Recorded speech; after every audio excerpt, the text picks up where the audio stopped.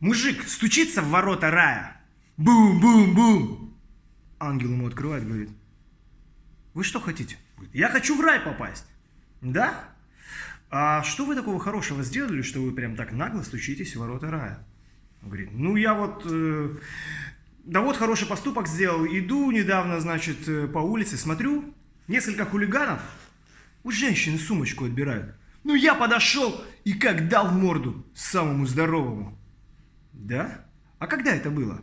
Мужик смотрит на часы. Да вот 5 минут назад.